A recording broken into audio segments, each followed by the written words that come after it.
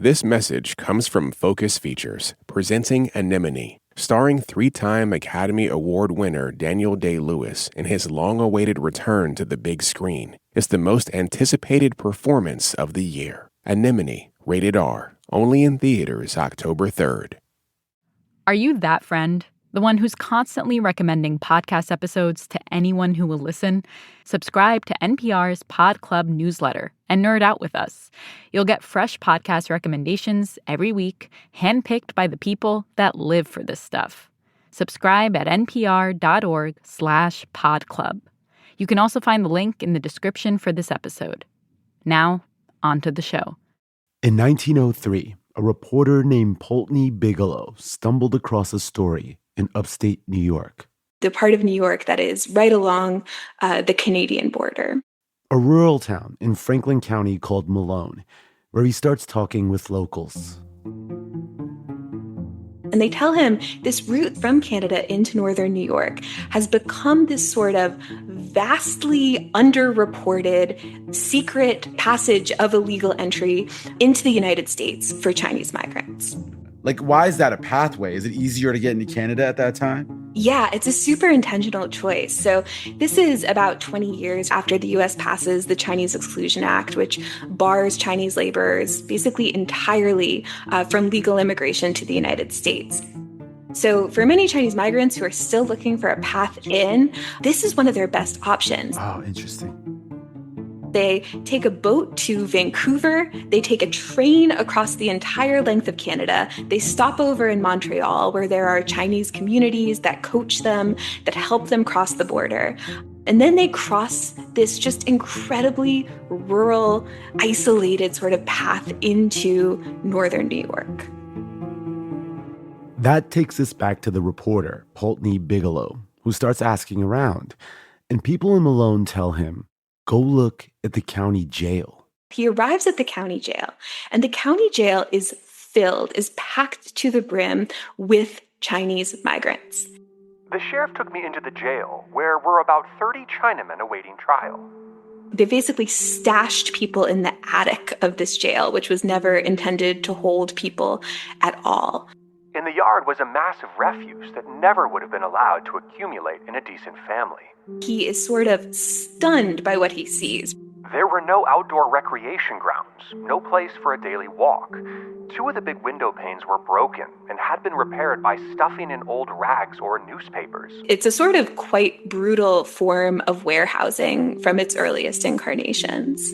And Bigelow writes in his dispatch, right? He says, these people are not being held because they're accused of committing a crime. These are not the people we expect to find in a local jail, right? He says they are being held administratively by the Immigration Service because they are awaiting immigration hearings and they are awaiting potential deportations. We put them in jail first and let them prove their innocence afterward.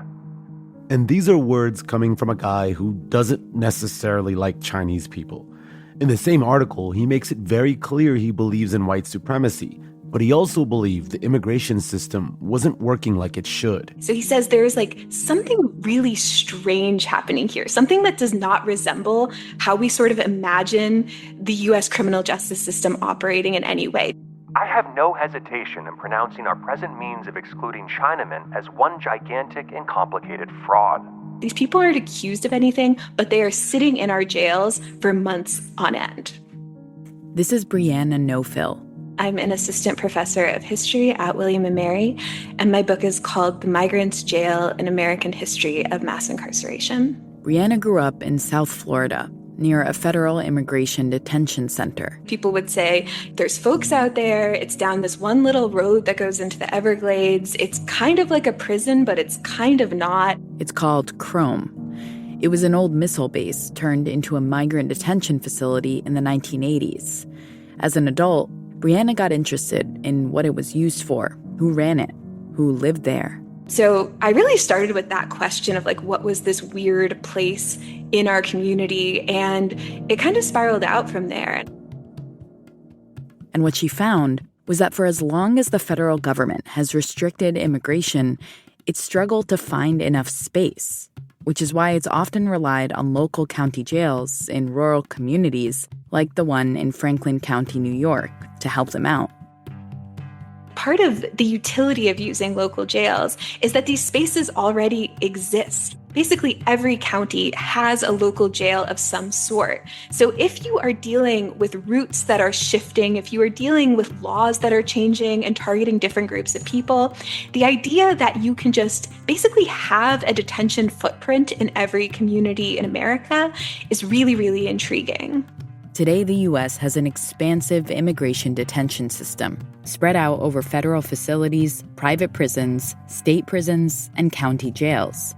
And it's exploded under both Democratic and Republican presidents. Now the Trump administration wants to find or build the space to detain at least 100,000 immigrants on any given night.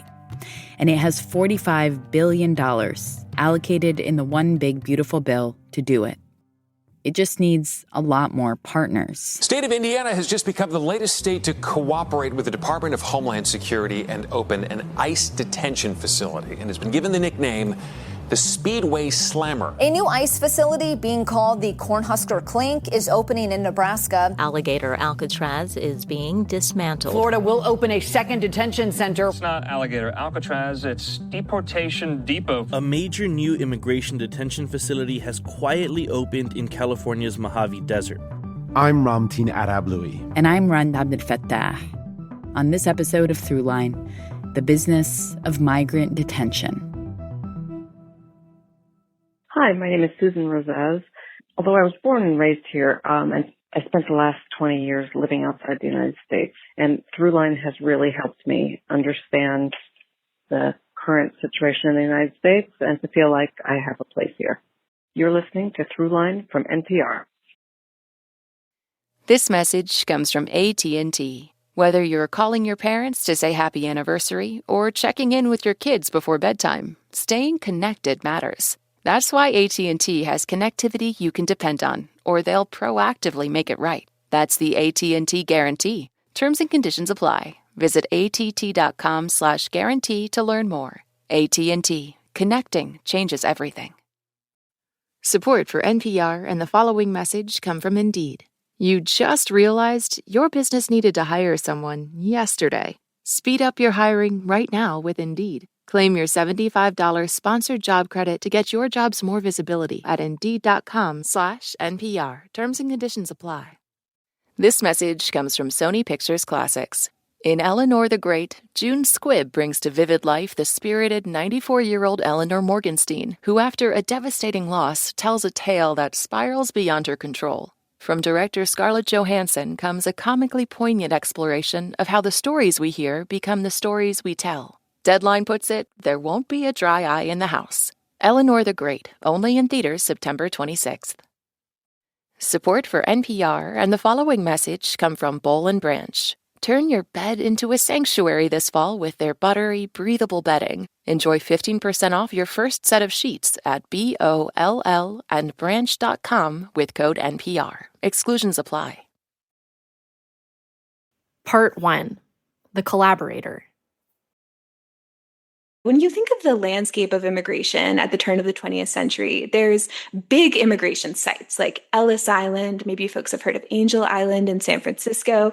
These are the U.S.'s kind of main immigration stations. But there's no real plan for what happens if they all start entering through some obscure little route in northern New York. And this is the situation that the reporter Pulteney Bigelow stumbled across in 1903 when he discovered that the local jail in rural Franklin County, New York, was overcrowded with Chinese migrants awaiting hearings to determine whether they'd be deported or allowed into the United States.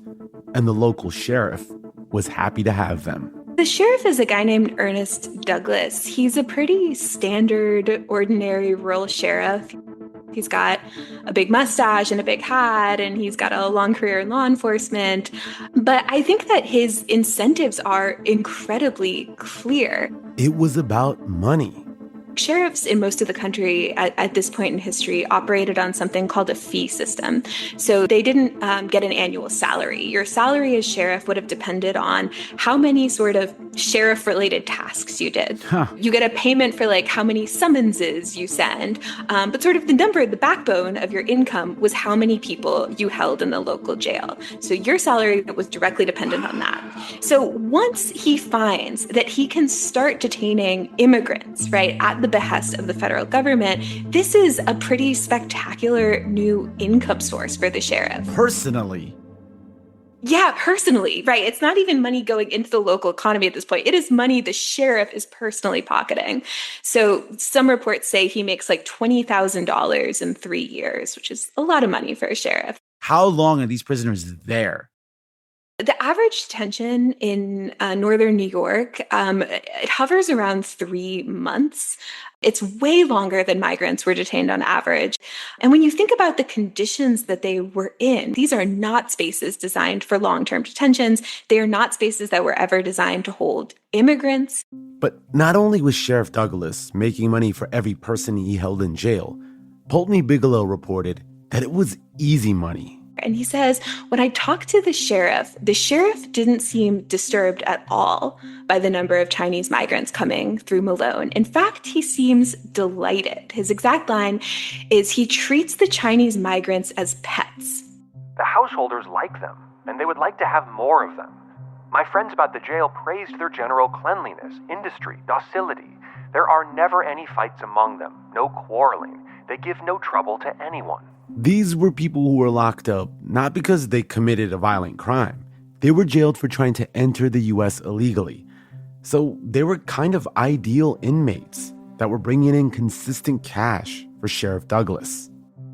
The sheriff has very little incentive to make this a better situation. But soon, there would be a problem for Sheriff Douglas.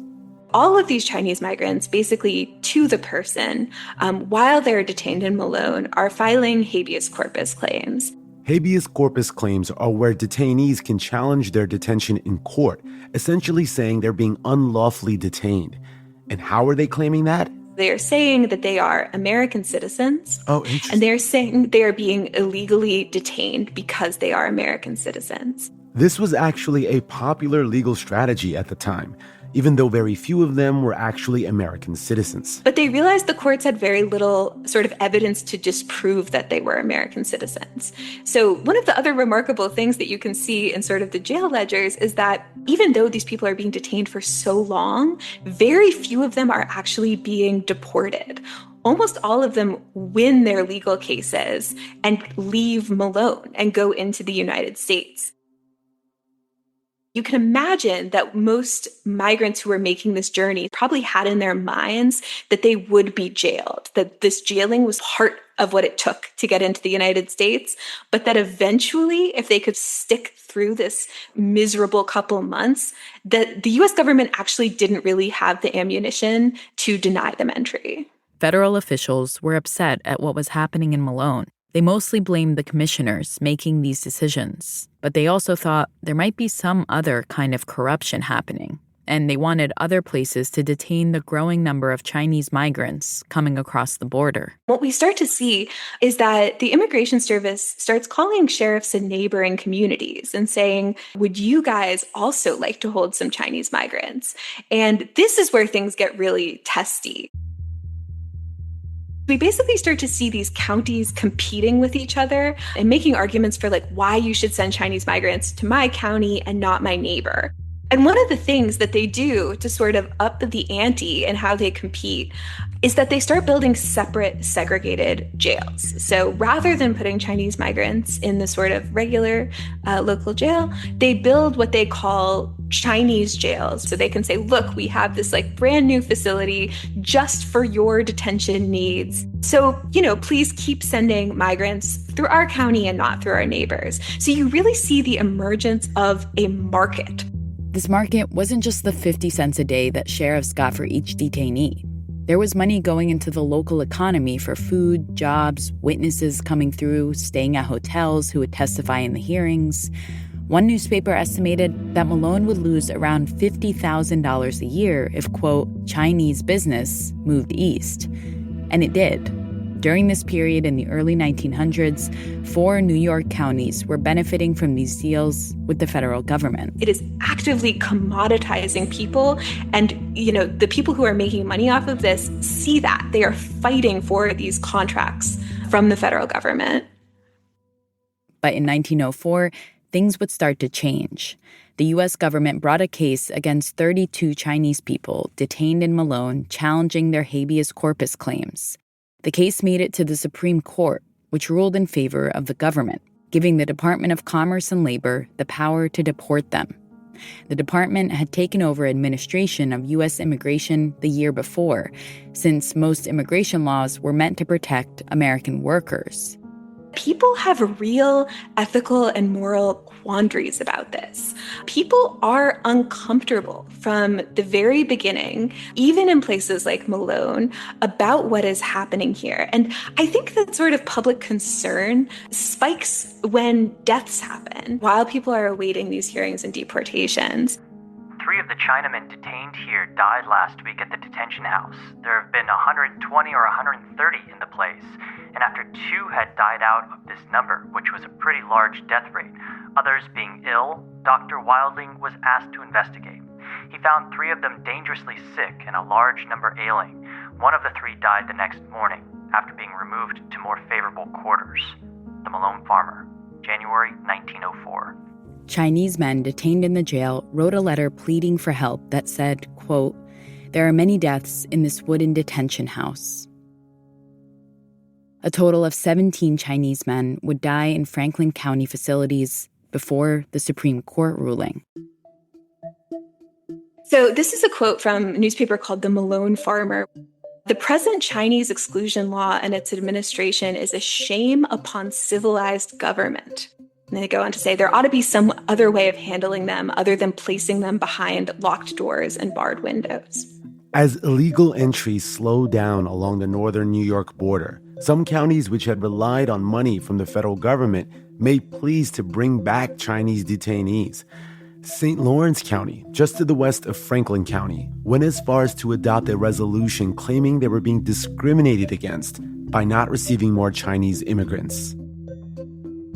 Franklin and other neighboring counties would continue detaining people into the early 20th century, but never at the level they first did.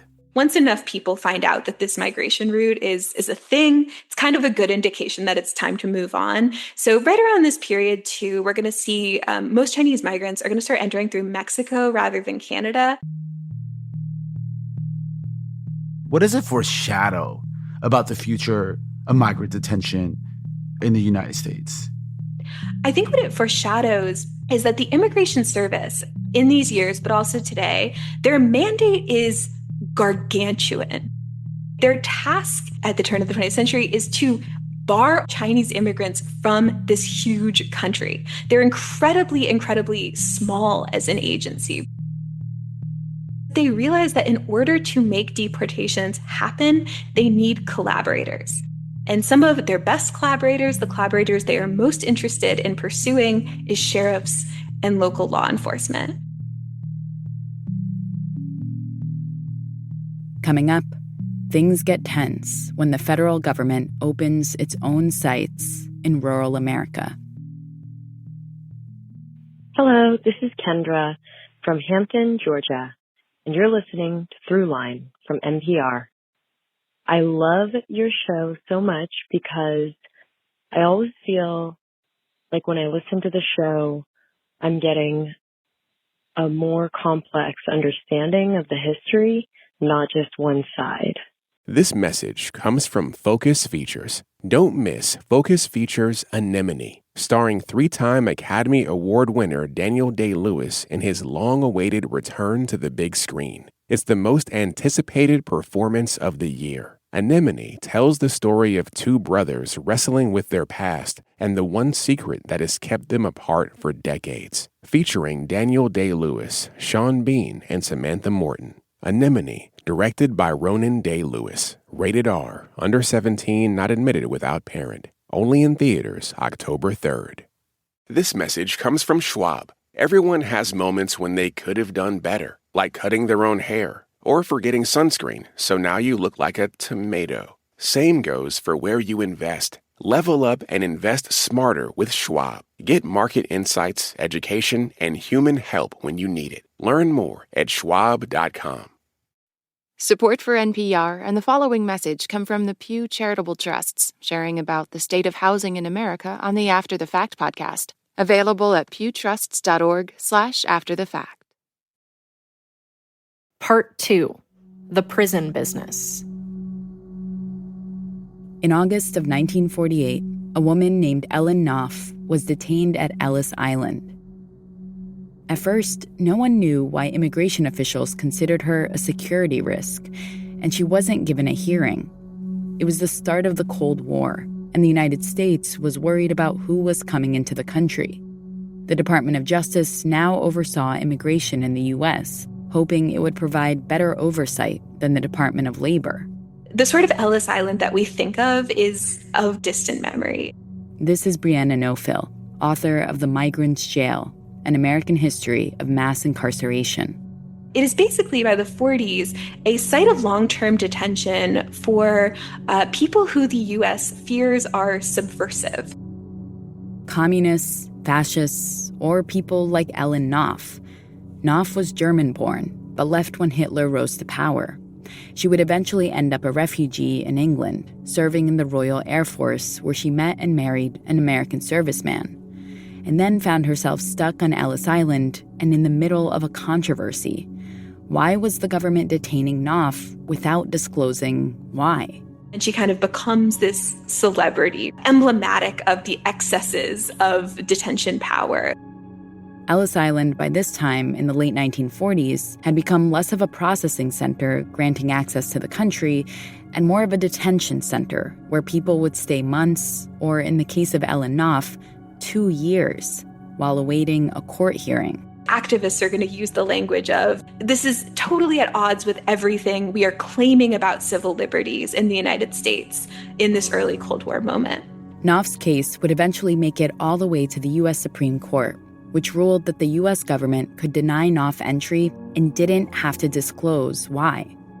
But pressure continued, and after almost 2 years of being detained, she was granted an immigration hearing, where witnesses testified she was a communist spy. But the evidence didn't hold up, and in November of 1951, she left Ellis Island, admitted for permanent residence. Dressed in a powder blue suit and a dark blue topcoat, she boarded the ferry that left Ellis Island at 7:30 o'clock. 10 minutes later, reporters and photographers gathered around her as the ferry berthed at the Manhattan Pier. The New York Times.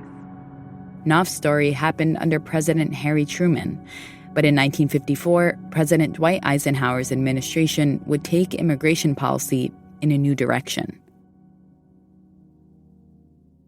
And they make this statement. They say, we are only going to use immigration detention in very exceptional circumstances. Those circumstances included detaining people who were, quote, likely to abscond or those whose freedom of movement could be adverse to the national security or the public safety. I've got the quote from Eisenhower. He says, through humane administration, the Department of Justice is doing what it legally can to alleviate hardships. And he says the imprisonment of aliens awaiting admission or deportation has been stopped. Instead, immigrants coming to the U.S. would be released on, quote, conditional parole or bond or supervision.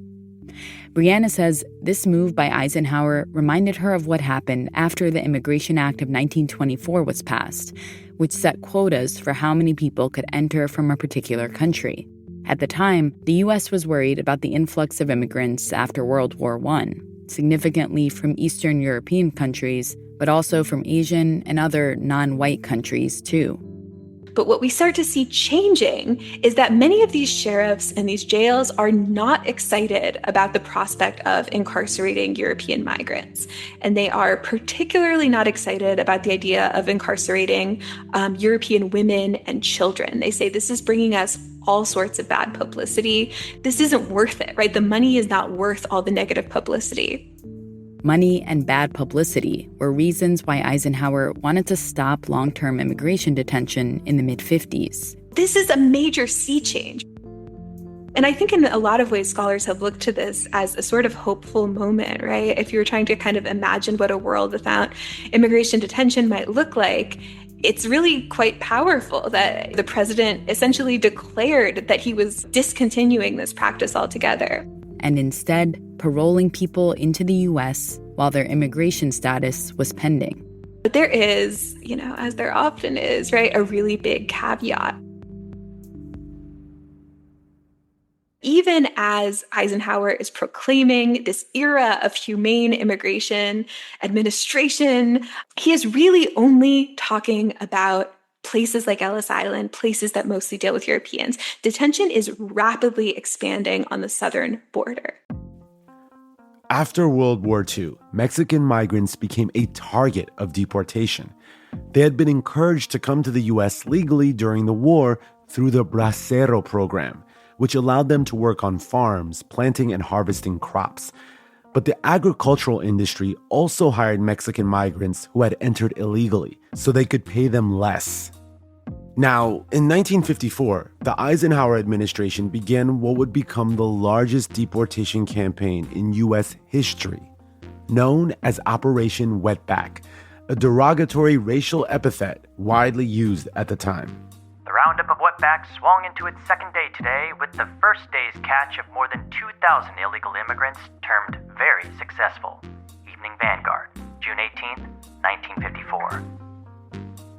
It kind of embodies some of the hypocrisy at the core of this, because the U.S., invites tens of thousands of Mexican laborers to come to the country during the war, right, to sort of fill these absolutely critical agricultural labor needs. When it decides it does not need this group of people anymore, right, virtually overnight, they become illegal. So then how did the Eisenhower administration claim that the United States government is ending detention? So the Immigration Service is quite intentional. The federal government data on Mexican detention was not consistent, and officials would sometimes categorize Mexican migrants separately to make the point that they'd abolished detention.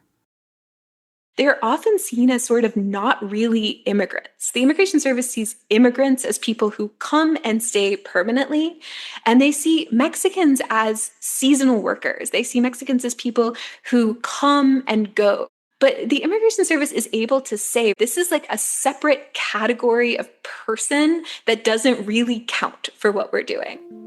The Justice Department and its Immigration and Naturalization Service, or INS, had been trying for a few years to convince Congress to give them more money to ramp up detentions and deportations of Mexican migrants along the border. And this included building federal detention centers. And they wanted to put one near the southern tip of Texas, in the city of Brownsville, which already had contracts with the feds to hold migrants in its jail. So when they announced plans to build this federal camp in Brownsville, the government is pretty shocked that they get so much pushback from localities. Some of it is about conditions, some of it is about the morality, but a lot of it is localities saying, listen, we built bigger jails in our communities because the Immigration Service told us they needed that space. Much of the opposition to the building of a federal detention camp is based on the claim that county jails have expended money to enlarge the jails and improve the facilities to meet federal requirements. The Brownsville Herald.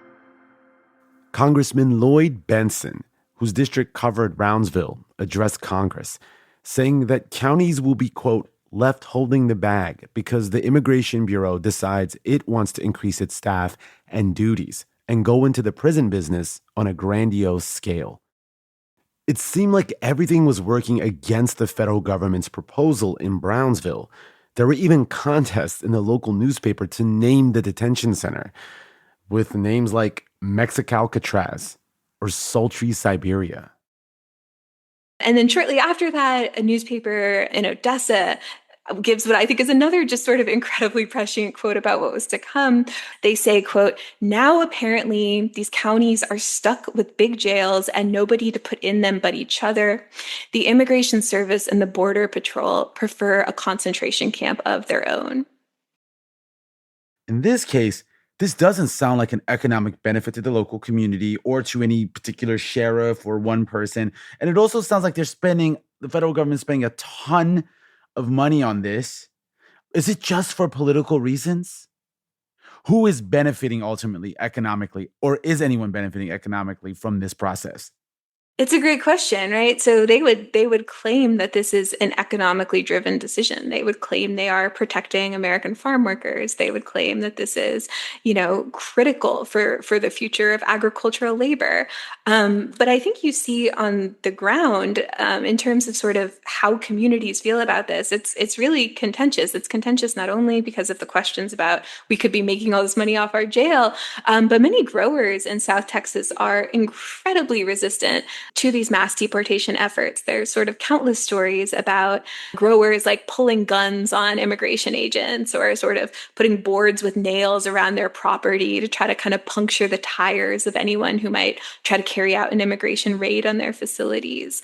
And some of the most critical voices of the conditions at these detention camps are these big agricultural players in South Texas. And, I think we should always sort of look a little side-eyed to them. Like they're often putting it in really moralistic terms, but they have a really strong financial incentive to keep this, inexpensive labor that they have depended on for decades and decades. No one has given a good reason, and certainly none has been advanced, for the construction of a stockade in which to herd the aliens whose only crime has been their desire to come to this country to make a living working on valley farms and to aid in the economy of this area. The Brownsville Herald. There was so much pushback to the site in Brownsville that the federal government backed out of the plan and looked for another location, which it found in the city of McAllen, about 60-mile drive west from Brownsville. McAllen welcomed the site, even paying for some of the infrastructure itself. And when it opened in April of 1953, it became a major hub of migrant detention and deportation for Operation Wetback. How does this represent a turning point in migrant detention in U.S. history? I think it's important that we see that the federal government is willing to build its own deportation infrastructure.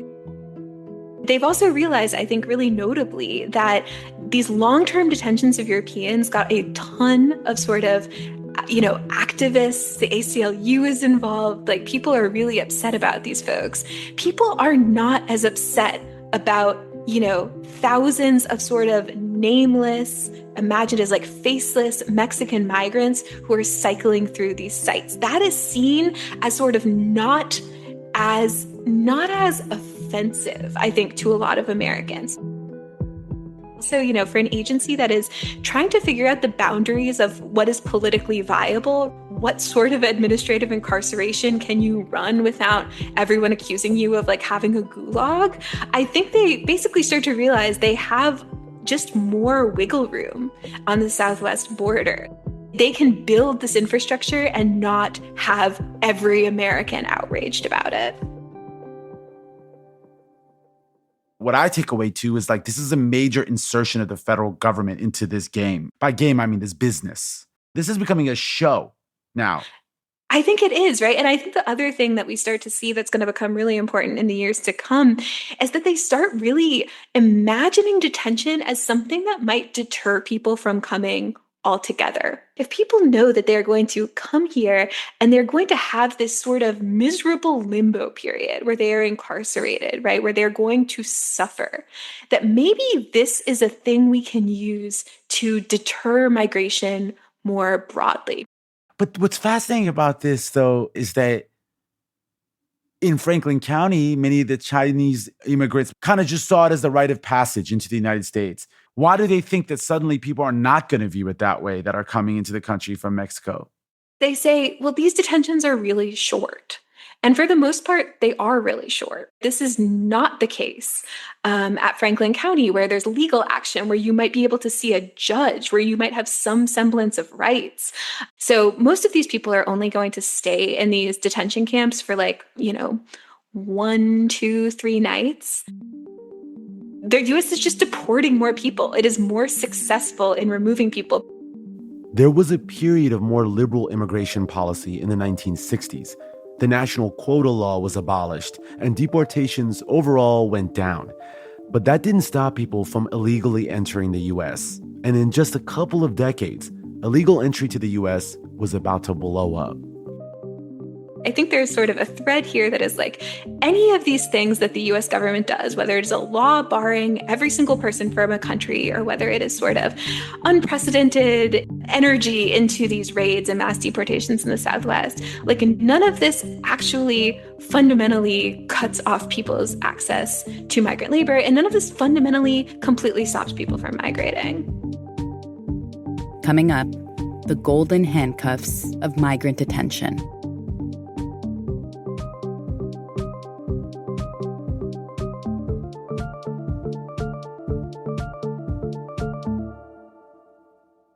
Hi, this is Reza calling from Tehran, Iran. It's a blessing to listen to a proofread podcast at these turbulent times. This is Throughline from the NPR. Thank you. Support for NPR and the following message come from Boll & Branch. Turn your bed into a sanctuary this fall with their buttery, breathable bedding. Enjoy 15% off your first set of sheets at BOLLandbranch.com with code NPR. Exclusions apply. Support for NPR and the following message come from IXL Learning. IXL Learning uses advanced algorithms to give the right help to each kid no matter the age or personality. Get an exclusive 20% off IXL membership when you sign up today at IXL.com/NPR. Support for NPR and the following message come from Boll & Branch. Turn your bed into a sanctuary this fall with their buttery, breathable bedding. Enjoy 15% off your first set of sheets at BOLLandbranch.com with code NPR. Exclusions apply. Part 3. A pillar of mass incarceration. A standoff continues tonight in Oakdale, Louisiana, where hundreds of Cubans held at a federal detention center are holding at least 20 guards hostage. The inmates have been communicating some of their demands on hand-painted signs. Officials don't know exactly how many hostages there are or even who they are. No list has been compiled. There has been no change in negotiations. Talks are not yet scheduled to resume.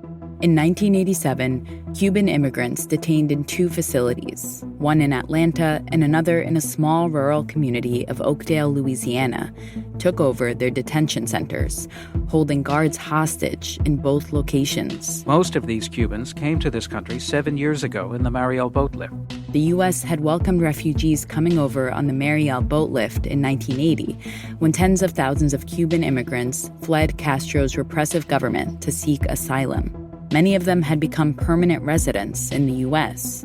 But one of the populations that is going to sort of prove to be particularly troubling for the Immigration Service is Cubans who have an interaction with the criminal justice system in the U.S., who are convicted of a crime.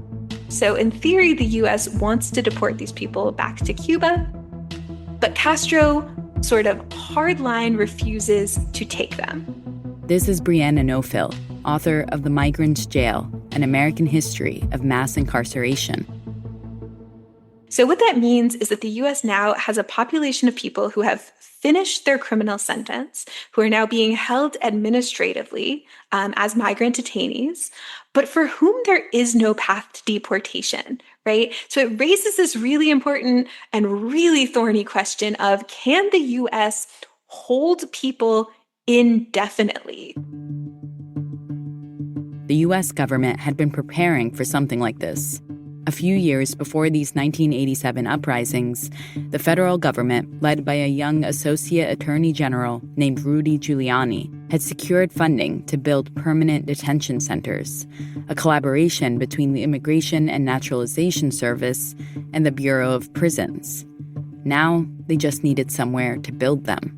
This week, the U.S. Immigration and Naturalization Service opened a new detention center in rural Oakdale, Louisiana. About 200 miles from New Orleans. The Oakdale mayor launches this all-out effort to get this site for his community. After the furniture factories left, the paper bag plant went out of business, and the lumber mill closed, this town was dying. This sort of town sees itself as needing a sort of financial silver bullet, and they say this immigration detention center is going to be it. Helping to lower unemployment, which had been the highest in the country. Oakdale is hosting all-night prayer vigils to pray that the Immigration Service puts the detention center in this community. They are hosting these Cajun cookouts that they're inviting immigration officials to. And immigration officials basically cannot believe their luck, right? They're like, this is not going to be as hard as we thought. If we can pitch this as a financial solution. That made Mayor George Moad fight hard to bring the federal government's new $17.5 million alien detention center to Oakdale. The illegal alien problem is a problem that's here. It's going to get worse. Something has to be done about it. And also, right, if we can pitch that these are immigrants, these are not, people who are accused of murder, right? These aren't your typical criminals with big air quotes, right? Then people are going to say, great, this is actually a better alternative to hosting a state prison or a federal prison. Wow. Yeah, because it doesn't have the sense of ugliness. Like, you don't think there's murderers or rapists in these facilities. There's just people trying to get into the country. They'll be here temporarily. They'll be sent away. Why not? But shortly after the Oakdale Detention Center opened in April of 1986, it would receive a group of Cuban immigrants who were deemed excludable from residing in the U.S. These were Cubans who did commit crimes, either before or after they arrived, and some who had mental health problems. The U.S. couldn't deport them because Fidel Castro refused to take them back, and the U.S. didn't want them to stay either. So they sat in Oakdale in a kind of limbo. If you are looking for kind of a powder keg of a situation, it is kind of hard to imagine people who feel more desperate than people for whom there is absolutely no clear plan. There is no path either to going back to where you're from or no clear path for being released into the United States. Cuban authorities and the U.S. Immigration Service reached an agreement that calls for the return to Cuba of 2,500 Cubans in U.S. custody. And then finally, in November 1987, they say, incredible news, right? We've got a deal. Castro has agreed to take a large number of these migrants back to Cuba. This news is going to filter in to this group of people who has been detained in these prisons for years. Many of these people feared retribution if they were sent back to Cuba. They imagined they would be seen as defectors from the regime. They imagined that they would spend life in perhaps, even more gruesome prisons if they were sent back. So when they hear the news, right, that this agreement is happening, that their sort of, deportation is potentially imminent, people are explosively angry. They fashioned some homemade machetes and swords. First at Oakdale. I took 28 hostages, many of them guards at the facility. Then a couple of days later at Atlanta. We're still talking with the inmates. Just yesterday, negotiators were confident they'd reached an agreement. There was a handshake. All that was missing were Cuban signatures on a dotted line. Today, those signatures are still missing. And they say, we are not letting these people go until you promise us you will not send us back. Federal authorities plan to wait out the Cubans. Army of officers outside the fence has agreed not to storm the compound. It's this incredible sort of political action, and it is an incredible media spectacle. This community of Oakdale is being worn down by the crisis. This was supposed to be such a good thing for the local economy. Supposed to be. These end up being the longest hostage standoffs in American history. The Atlanta one is 11 days long, which is really remarkable because there's kind of so little memory of it. The hostages were freed after the Cubans were promised that the U.S. government would review everyone's cases. But in the meantime, right, they no longer want to hold people in two facilities, right? They now have this idea that this was kind of a recipe for disaster, that if you hold too many people together, it is giving people ammunition for organizing. So they say, we're going to turn away from these two federal prisons and we're going to look back to our old pals, our old allies, the county sheriffs. So they start calling county sheriffs throughout the country, but particularly in Louisiana. And they say a very similar deal to what sheriffs were pitched 100 years ago. So it was seen as a way out of this situation with these revolts, basically, to go back to the old model. Yeah. It is something that the Immigration Service kind of continually goes back and forth with over its history. Like there's a tension between, do we want to have a few centralized sites of immigration detention, or do we want to sort of scatter people among as many sites as possible, right? And that maybe that decentralization, that lack of visibility, maybe that gives the Immigration Service more power, not only in kind of deterring organizing, but also like it's harder for the American public to get really angry about conditions at a detention center if people are at 300 detention centers versus 2. And one of the sheriffs that gets a call from the U.S. government is Sheriff Bill Belt. He's in a community called Avoyelles Parish, which is sort of perfectly in the heart of Louisiana.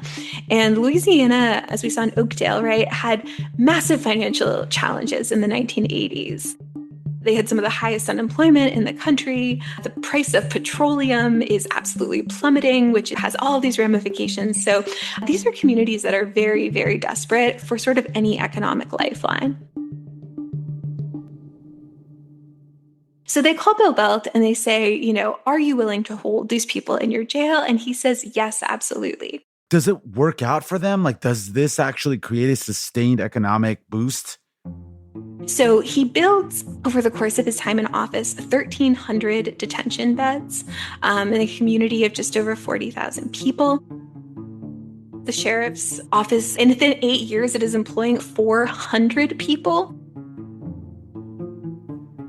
And by the end of the 1990s, there are 5 detention facilities operating in Avoyelles Parish, which is just absolutely staggering. They don't stay open forever, but many of them stay open for years. And people throughout the country start to pay attention. Folks are seeing what Bell is doing in his parish, and they're saying, it doesn't seem like demand for immigration detention space is going away.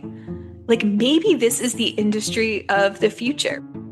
After the Oakdale and Atlanta prison riots, dozens of local jails and correctional centers contracted with the federal government to detain Cuban immigrants. Avoyelles Parish would detain the most. It wasn't just Cubans who were being detained in the 1980s. Crime rates were spiking. There was a crack epidemic. Mass incarceration in general was on the rise. And Congress passed tougher immigration and crime laws. And soon, private prisons started getting contracts with the federal government for detaining immigrants. So private prison companies are going to say, the jails are great, the jails are all good and fine, but we can build you new, special, immigrant-only facilities faster and cheaper. Why don't you also consider working with us?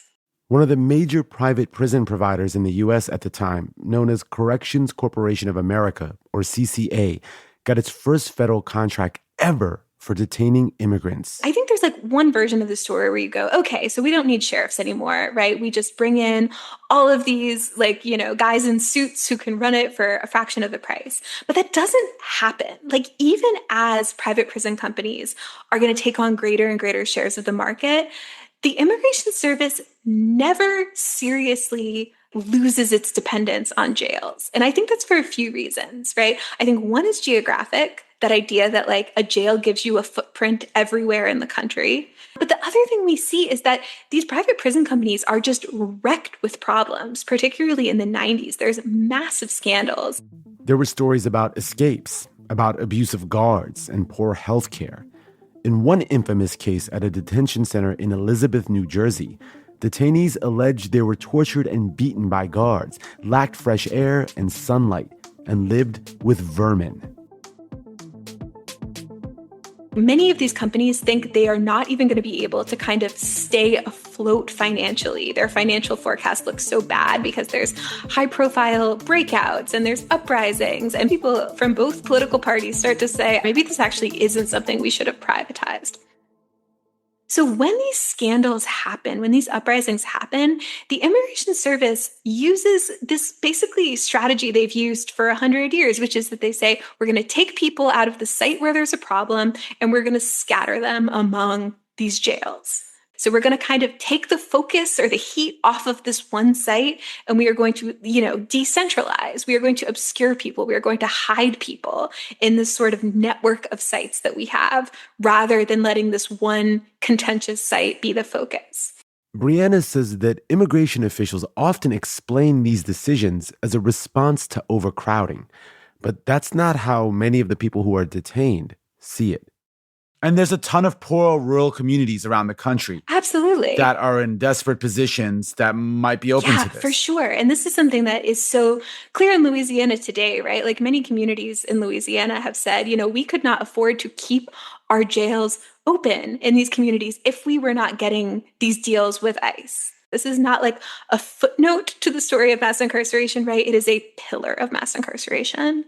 Okay, if federal government spending all this money to detain and then deport people, and a lot of times they're coming back in the country, and it's not actually achieving anything economically in terms of supporting American workers, and it's actually hurting American companies. Why? Like, why are they doing this if there's no material benefit to the economy or to protecting workers? To me, it is a core question of sort of who is an American. Immigration detention's roots are in this moment that is so blatantly racist that sort of, the Chinese Exclusion Act pulls no punches about what it is doing. It is targeted to a specific group of people. But that is where we get the legal precedents that undergird this entire system today. It is a system that has only really ever, to my opinion, receded. Immigration detention is only really ever rolled back when it is seen as threatening whiteness. And it is a system that has, continually expanded and gained public support by, targeting racialized people, by targeting people who Americans are encouraged to imagine as maybe kind of criminal anyway, right? It is doing political work, and it is doing work that I think is like really revealing about how the nation sees itself. I guess I have trouble fully understanding that. I hear you about the origins of this process being built in racism with the Chinese Exclusionary Act, but like President Obama also expanded, immigration, detention, et cetera, during his period. And, I don't think President Obama's policies in general were racist or that it was a racist approach, but I do think he saw a huge political advantage to pursuing this because every president, every politician wants to be appearing to protect the rights of the in-group. It seems to me this all comes back to power and that it seems really easy. It's just such an easy power. But I think the question is right. It's like, who do you blame for problems? And that is the question that the federal government has been trying to answer. And it has continually come to the answer that the group to blame for problems, and that problem can look different, right? The problem can be health, it can be crime, it can be poverty and dependence. But immigrants, they are outsiders almost by design, right? That is what defines them. They came from somewhere else. And so that has proven to be a very flexible category on which to kind of project whatever social crisis you want. Immigration detention is a deeply bipartisan project. Like, this is absolutely not a story about sort of Republicans expanding it and Democrats trying to roll it back. This is a story about both parties coming to a consensus, right? That migration is criminal and that it should be punished or administered through the same infrastructure and systems that we use to punish people who we have moved through the criminal legal system.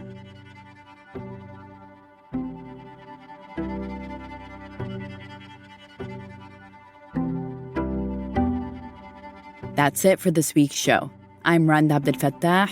And I'm Ramteen Arablouei. You've been listening to Throughline from NPR. This episode was produced by me. And me, and Lawrence Wu, Julie Kane, Anya Steinberg, Casey Miner, Christina Kim, Devin Katayama, Sarah Wyman, Irene Noguchi. Fact-checking for this episode was done by Kevin Vogel. Thanks to Jonathan Bastian for their voiceover work.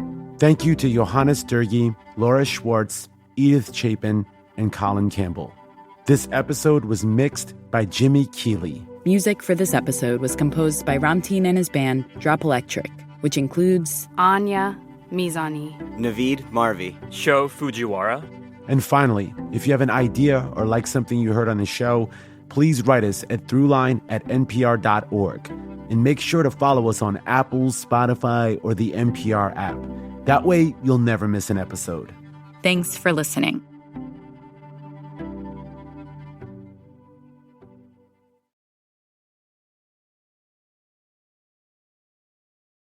Support for NPR and the following message come from Boll & Branch. Turn your bed into a sanctuary this fall with their buttery, breathable bedding. Enjoy 15% off your first set of sheets at BOLLandbranch.com with code NPR. Exclusions apply. Support for NPR and the following message come from IXL Learning. IXL Learning uses advanced algorithms to give the right help to each kid no matter the age or personality. Get an exclusive 20% off IXL membership when you sign up today at IXL.com/NPR. This message comes from KeyBank. Every successful business evolves, and to keep up, you need a banking relationship that evolves too. When you collaborate with KeyBank, you don't get one-size-fits-all solutions. Their expansive team of experts across industry verticals is always ready with bespoke solutions for your biggest challenges and opportunities. They know all businesses are different, and that's why they approach business differently. Reimagine business as usual. KeyBank opens doors. Learn more at key.com/B2B.